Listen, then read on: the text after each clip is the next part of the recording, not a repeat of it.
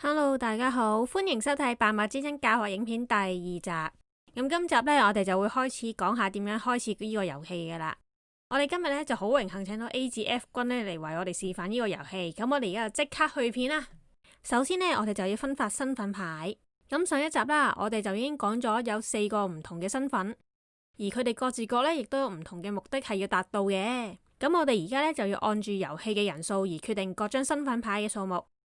我哋而家咧就有6位嘅玩家，咁按翻個表呢，咁我哋就要有1個嘅拯救者、1個嘅馴服者、3個嘅叛逆者同埋1個嘅破壞者。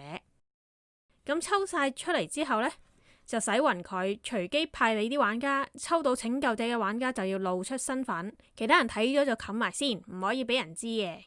跟住呢，就揀角色，首先就將4張嘅拯救技能，即係彩虹框嘅角色牌同埋1張隨機嘅角色牌抽出嚟，交俾拯救者揀。揀完之後呢，就亮出佢嘅角色牌，之後呢，就將剩翻嘅角色牌洗勻，跟住派俾每個玩家3張牌。揀完之後就一齊亮出角色牌，跟住呢，就按翻上面嘅血量呢，就去派呢個嘅體力牌。而拯救者佢嘅體力呢，係會額外多1點嘅。即係大衛咧，佢本身係得3滴體力嘅啫，但當佢係一個嘅拯救者嘅時候呢，佢就可以有4點嘅體力啦。跟住就分發手牌，跟住呢，就每個玩家派4張遊戲牌做起始嘅手牌，剩翻嘅遊戲牌呢，就洗勻放喺中間做牌堆，遊戲就可以正式開始噶啦。不過呢，喺遊戲開始之前，有一啲嘅遊戲概念你需要知道嘅。第一就係區域，我哋就首先當前邊有張台啦。咁每一個嘅玩家呢，都有3個嘅區域嘅，包括手牌、裝備區同埋判定區。裝備區呢，就係放置裝備牌嘅，因為呢裝備牌往往都係對玩家本人有利嘅，所以基本上只要抽到呢，都會放出嚟嘅。而每一類嘅裝備牌，每位玩家最多只可以同時放1張喺前邊。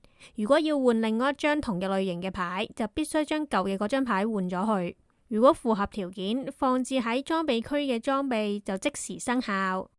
而判定區就係放置審判災難牌嘅，例如有一位玩家放置咗1張審判災難牌喺 A 嘅面前，咁去到 A 嗰個回合判定咗之後呢，就將2張牌調到去棄牌區。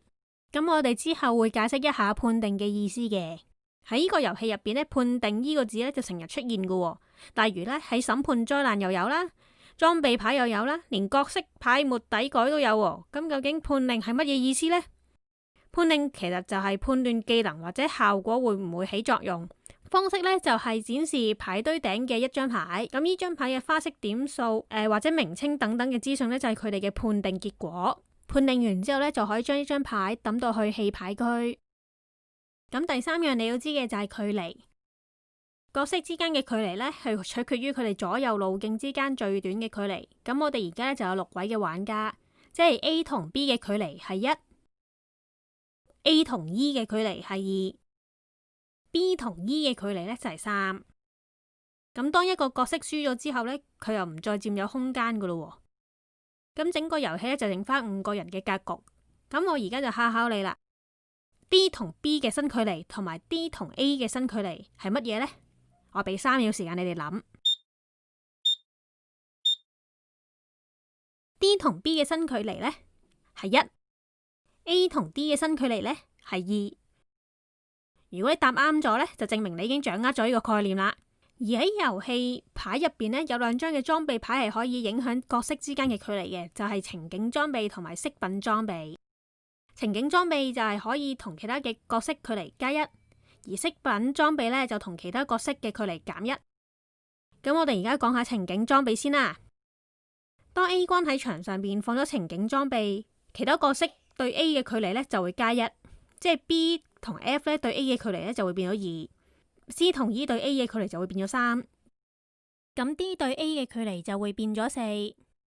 咁有關攻擊範圍嘅內容呢，我哋遲啲會喺其他教學片嗰度會講嘅。咁我哋而家就略略講下先啦。咁每一位嘅角色，佢哋一開頭嘅攻擊範圍嘅距離呢都係1，淨係可以打到左右隔離同佢距離1嘅角色。咁而家呢 B 就唔可以對 A 使用滅絕啦，因為佢哋嘅距離遠咗。但係呢，咁 A 呢就可以對對方呢使用呢個嘅滅絕。咁 B 咧就會扣咗1點嘅體力噶啦，因為咧 A 對於 B 嘅距離咧都仲係1。咁而家咧就喺度講下飾品裝備啦。咁當 A 軍喺牆上面放咗飾品裝備咧，A 對於 B 同 F 嘅距離咧就會變咗0，A 對於 C 同 E 嘅距離咧就變咗1，A 對 D 嘅距離咧就變咗2。咁因為佢哋嘅距離短咗啦，A 就可以對 C 用滅絕，跟住就扣咗對方1點嘅體力。但調翻轉呢， C 對 A 嘅距離都仲係2，咁就唔可以對 A 使用滅絕噶啦。咁當場上面同時有情景裝備同埋飾品裝備嘅時候呢，就唔代表佢哋之間嘅效果係互相抵消嘅，而係將兩張嘅牌嘅效果加埋，即係 A 呢係可以攻擊距離2嘅角色，但亦都可以同時避免近啲嘅 B 嘅攻擊。雖然好似有啲複雜，如果大家覺得複雜呢，唔緊要嘅，你只要記住呢，呢兩張牌呢都係對使用者有利就得噶啦。好啦，呢條片就講到呢度啦，我哋下一條片再見啦，拜拜。